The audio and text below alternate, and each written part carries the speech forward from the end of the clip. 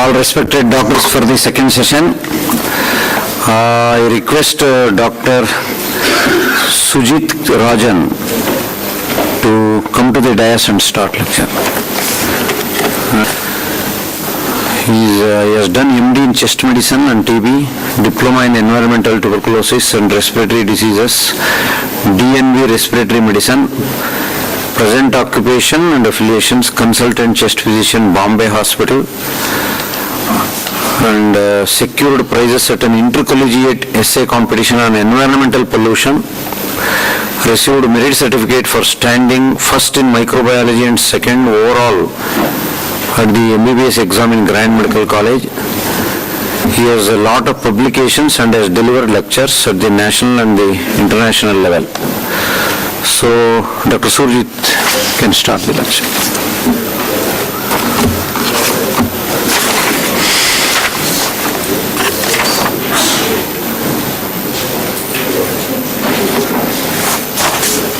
Not so, because everywhere now rheumatology is getting its ground.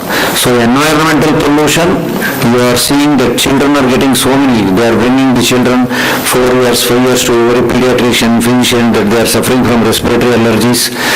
And the moment the child starts wheezing, the mother is so much worried that whether the child is going to get asthma, like that. So we have got the speaker who is trained very well in environmental pollution. So Dr. Sujeet, please start your lecture. Thank you very much, Dr. Chikamoga, and thank you,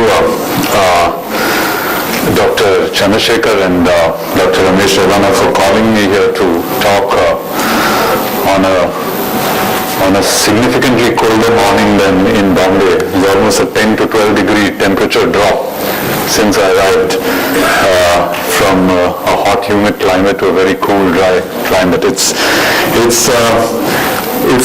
a topic I chose actually because Ramesh asked me what topic that I'd like to speak on, and I said we've heard enough lectures on asthma, and I'm sure many of you all would have heard a lot of lectures on asthma related to pharmacotherapy, related to disease management, disease diagnosis, lung function, and sometimes we get a little bored hearing lectures repeatedly on the same topic, and that's why I thought we'll talk a little about patient adherence, which is a topic that is gaining significant interest across the world, and I think needs a lot of attention even in our country, thanks to the amount of time we spend with our patients and the type of communication that occurs between doctor and patient, and why patients compromise on this issue in therapy. Can I have the first slide?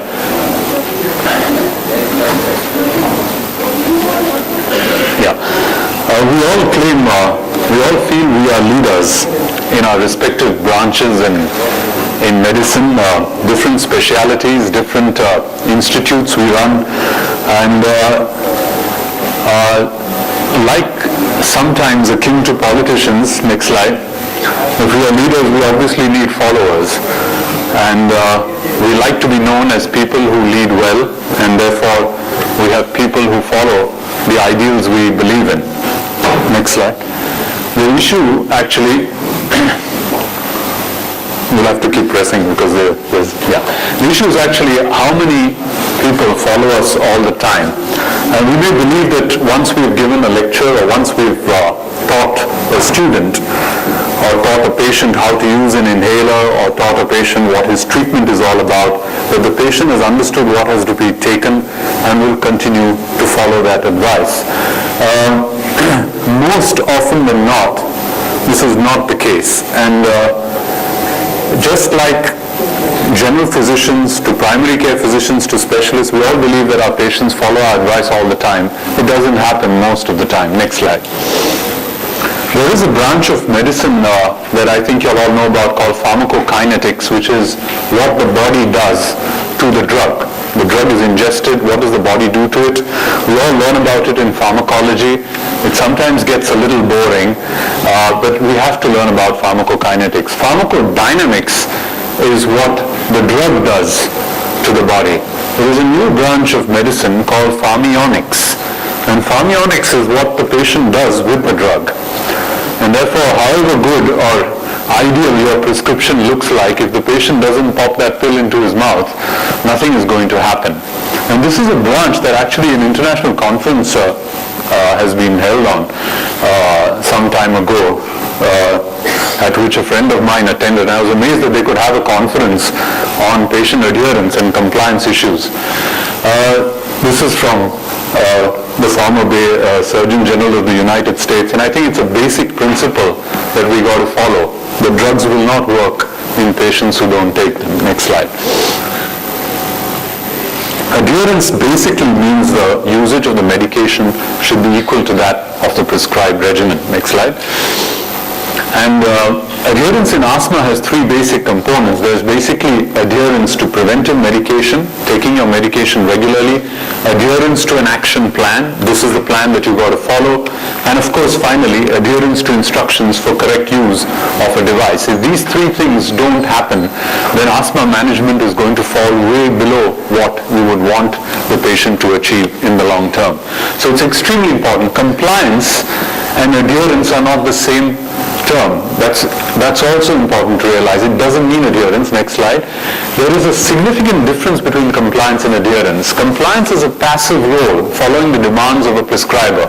The prescriber tells you to take it, you take it. You don't think about why you're taking it, whether you're taking it properly or not. It's a very passive role. Sorry. Previous slide. Right. Adherence, in contrast, implies a very active role.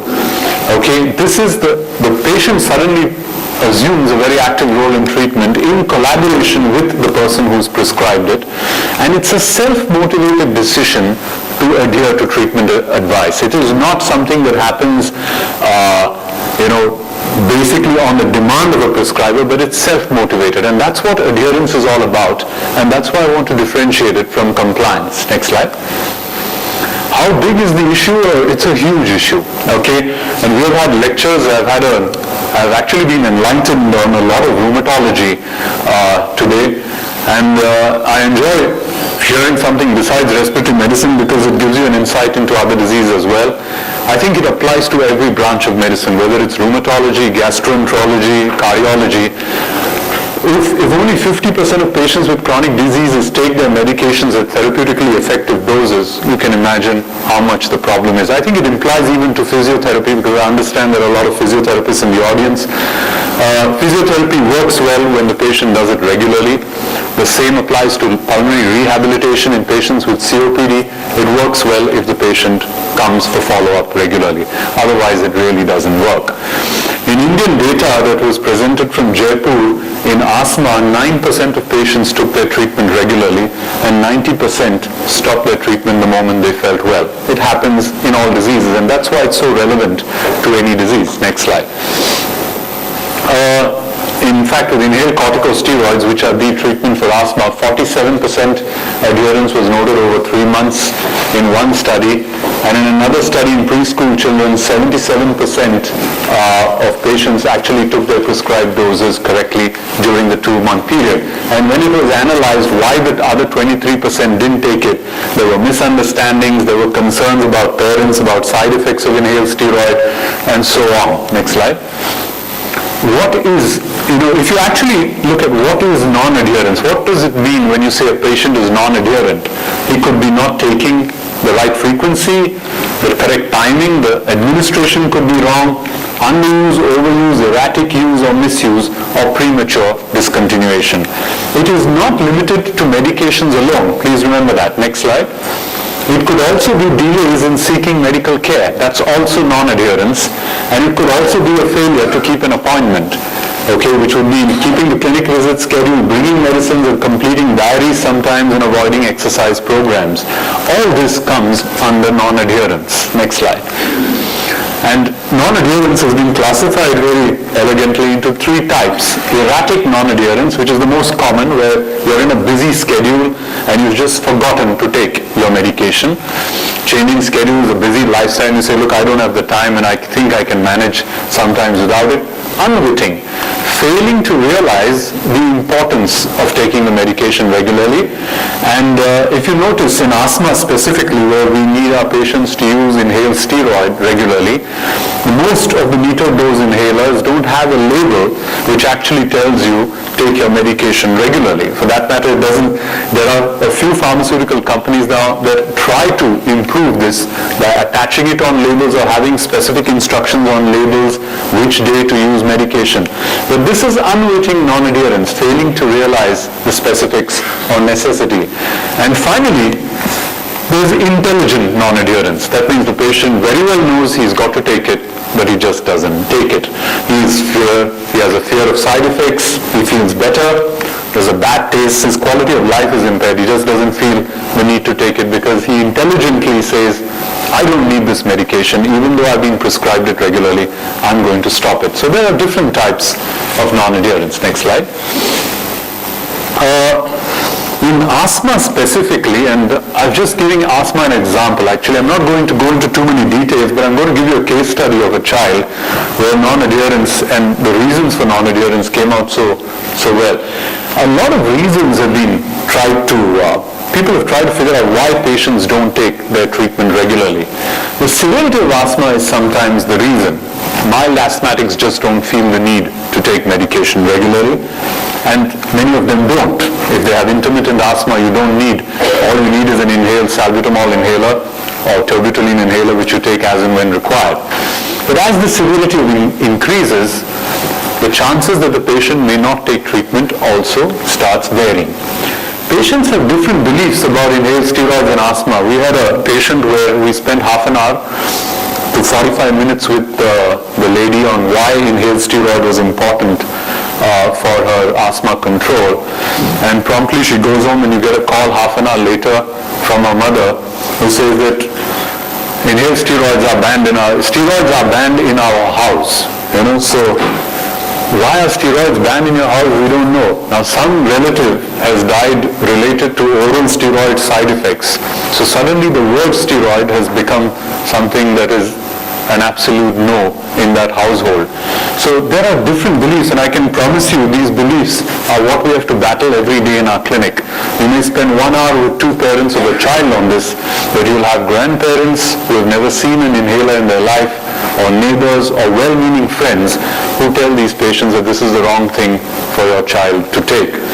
So patients' beliefs are one of the main reasons that we have a lot of non-adherence. Also, some people believe that asthma, like many other diseases, is not a chronic disease. And they believe that it just happens when there's an exacerbation, and the rest of the time you don't need to think about it or you don't need to worry about it. So the failure to accept that it is a chronic disease also leads to non-adherence. Regimen factors, some people give 3 or 4 inhaler devices to a patient. Now, that poor patient is grappling to use one inhaler device. If he's given 3 or 4 devices, he's obviously going to be confused. So regimen factors are important. Finally, the cost of therapy sometimes is not understood by the patient well enough. The patient looks at inhaled steroid as a one-time cost of using that steroid inhaler, little realizing that one hospitalization with an exacerbation of asthma is probably going to cost him 3 or 4 years of inhaled steroid. So more than that actually. So it's these reasons that actually make patients shy away from accepting they have a chronic ailment and taking simple, low side effect treatment on a regular basis. Next slide.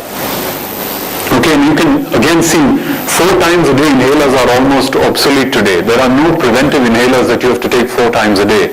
The only inhaler available for asthma that was given 4 times a day was chromoglycate. And chromoglycate is almost off the guidelines now for bronchial asthma. Sodium chromoglycate is no longer used. It was more or less discontinued by quite a few pharmaceutical companies in India and across the world. Obviously, the chances of the patient adhering to asthma treatment are much more if the patient has to take their treatment only twice a day or once a day. This has been shown in studies. Next slide. Once a day is in fact the preferred mode, and people realize that with alendronate, and I'm sure many of you all here use alendronate biphosphonate for osteoporosis, and you know that adherence rates are better when it's used once a week than every day, and if it was to be used once a month, the adherence rate would be even better. Okay, so the dose administered more than twice a day reduces adherence. Okay, 61% in this study preferred once daily. Okay, and I think that's very clear that no one likes to take medication more than once a day. Next slide. Next slide. Okay, now how can you improve adherence in asthma? The issue is that communication, written information, use pictures, use a team.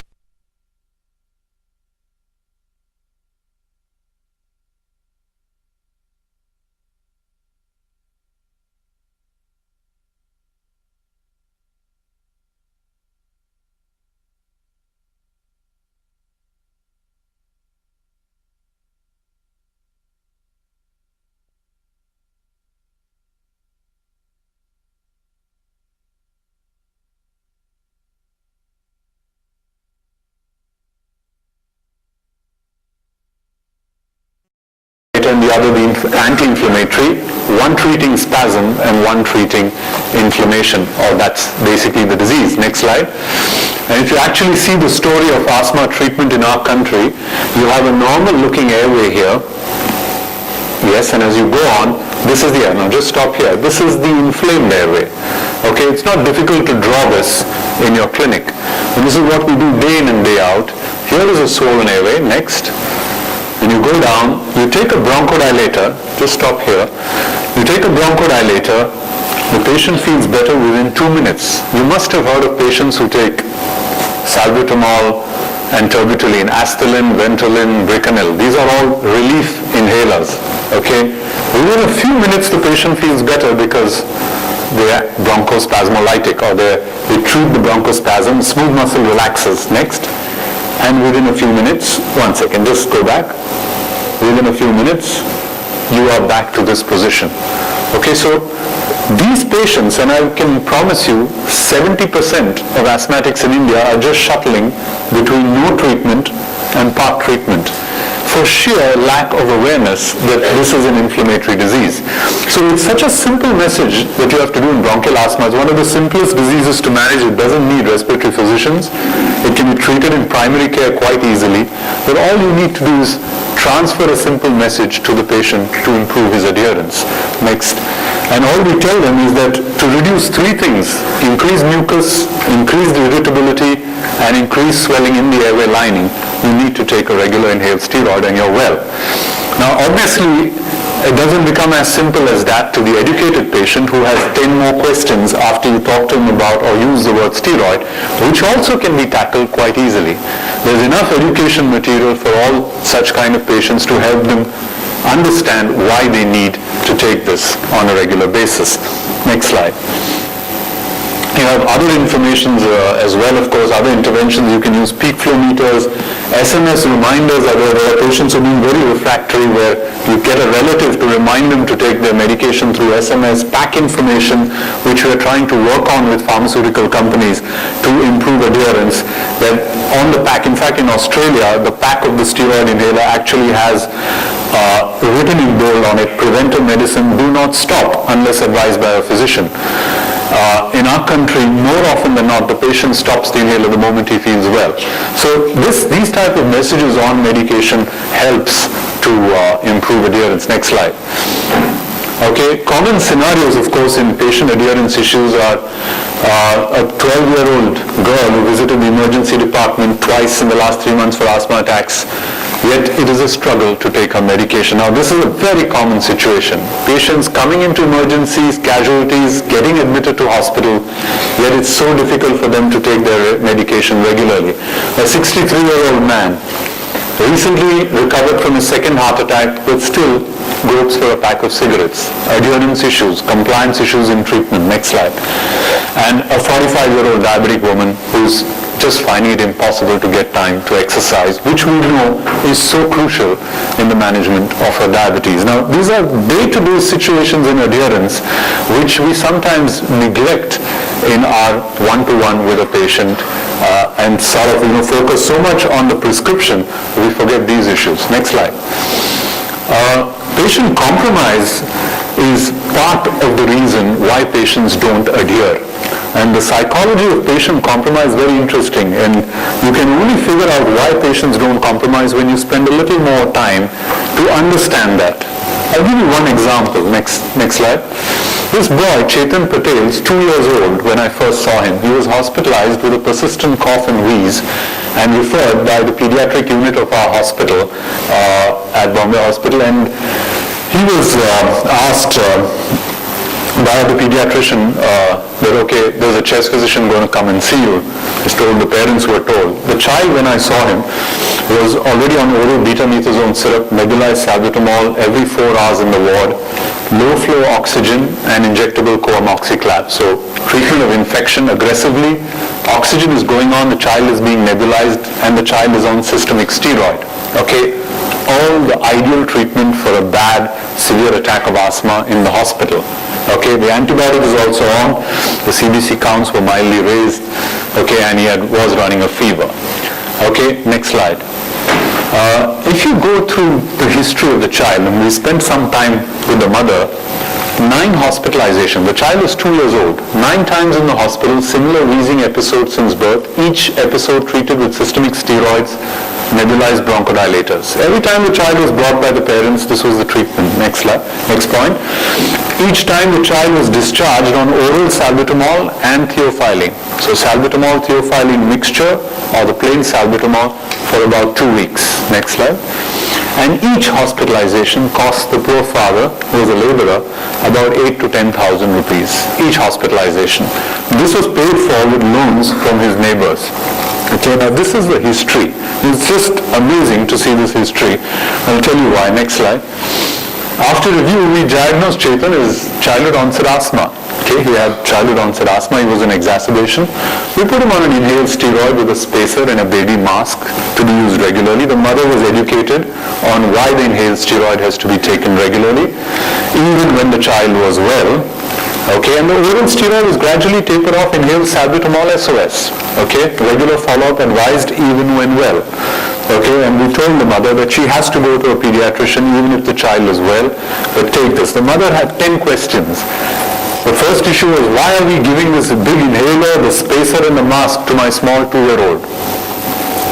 Fine, we went through all those issues. Important to realize is it was really strange. The mother had no question on why the child was admitted 9 times in the first 2 years of life. The mother had no questions to ask about the nebulizers. In fact, she loved the nebulizer. Each time the child came to the hospital, she looked at the nebulizer as her support. Without that nebulizer, my child is not going to survive.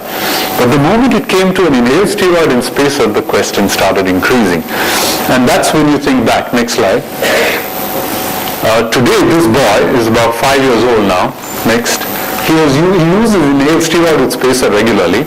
No longer needs the mask. He can keep the spacer in his mouth. Next. He plays normally, studies normally, sleeps normally, and is growing normally. We keep a watch on his height very closely. And he's never been hospitalized in the past 3 years, contrasted to 9 admissions in the first 2 years of life. Next slide. The joy of treating asthma is amazing. I mean, for any of you all here who treat asthma, especially in children, this boy has childhood onset asthma. He's well controlled. He has a normal life ahead like any other normal child. It doesn't cost him much to use an inhaled steroid every month. And most importantly, his parents are forever grateful to the physicians for treating him. But the irony of the situation was when this child, the first time he got admitted, was being discharged. And they came up and said, the pediatrician said, look, here is the respiratory physician and he has saved your child's life. And the mother looked at me and said, thank you very much. And I said, it's okay, it's very simple, there's nothing much to this. And then she looked at me and she said, this is my pediatrician, he's also my God. So I said, okay, certainly. And we had no comments to, in fact, pediatricians are a close colleague. But the line that followed was that, why is he the God? Because he saved my child's life 9 times. Okay? So if you introspect on that, and then when we walked out of the ward that day, this gentleman is a God to my family, They spend 8,000-10,000 rupees with loans from neighbors, 9 hospitalizations, but the doctor is still a god because he saved the child's life 9 times. Whether those 9 hospitalizations could have been prevented was never raised. And that's why I'm bringing up this case study, because this is the psychology of a large number of Indian patients compromise.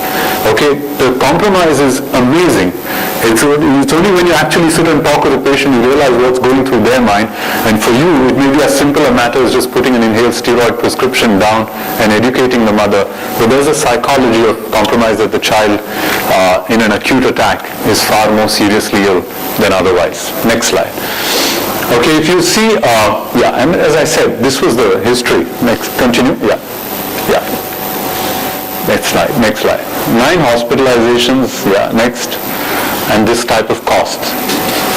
Inhaled steroids are the most potent drugs available for asthma that we have, and this is based on all American, Australian, British, Indian, all guidelines for asthma are very clear on this today. Next slide. And we know why they're required. Next slide. Next.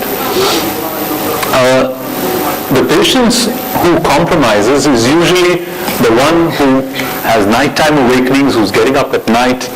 They have lack of participation in outdoor activities, exercise. They accept poor symptom control. Next slide. Okay, and this study from Virendra Singh in Jaipur really highlighted it. He actually asked patients, when do you take your medicines for asthma? 9 patients, as I mentioned to you earlier, take it regularly. And 91 patients take their medication when they have chest trouble. Okay, but more interesting is the next slide. When do you stop medicines for asthma? 35% when they're asymptomatic, but 56% when they tolerate symptoms. So therefore, more than half of patients with asthma stop their medicines when they can tolerate symptoms, not when they have no symptoms.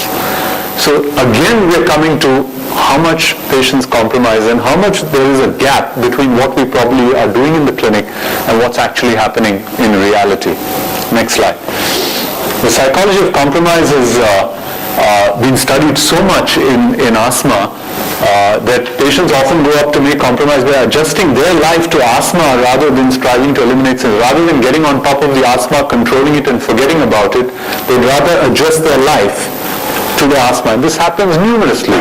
We have patients who don't go out on weekends in a row, just saying, oh, my asthma is going to be very bad, so I'm not going to do anything. Next slide. Okay, active asthma patient study, next. Yeah, just continue this, just keep this. Right, next slide. Yeah. This was from a couple of studies where 60% of patients described themselves as controlled. 720 patients studied. These patients who actually answered to the telephonic survey as we have controlled asthma. Our asthma is under control. They all had symptoms, they all missed work because of asthma, and they all had episodes that interfered with sleep and activity. Next.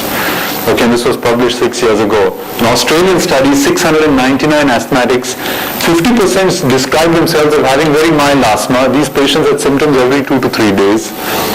Frustration, there was irritability, there was fear of side effects of drugs, there was worry. And 27% of these patients didn't even socialize because they had asthma. So they just stopped socializing. Next slide. Okay, the risk of death due to asthma is also high. Next. Okay, this fantastic study in New England Journal of Medicine actually showed how the death rate due to asthma just comes down as the number of inhaled steroid canisters per year usage increases. So the more inhaled corticosteroid that is used, the chances of death due to asthma drastically goes down. Next slide. And the patients who are at highest risk for dying were those who denied their symptoms and limited their activities. And I think that's very important. It was analyzed. These are all preventable deaths. Next slide. Okay, why patients compromise? Next, just go through this till the last point. Yeah, that's fine. These are the reasons why patients compromise, and this is what we need to focus on really in the future. Disease misconceptions, anxiety, not understanding the role of medications, false expectations, inability to manage chronic disease, and poor doctor-patient communication. Very, very important aspects in managing asthma. Next. Okay, and of course lack of education. We have different types here of patients, and I'm sure you all have seen them, and you need to actually spend time with your patients to find out what type they fall into. There are the irresponsible patients, there are patients who take their disease lightly, there are patients who are dragged into your clinic by a friend or a relative. There are very good patients, or what we call good, who come in quick and out and follow everything you say and just listen to everything, not very common. And they're fighters, okay? We find this a rarity.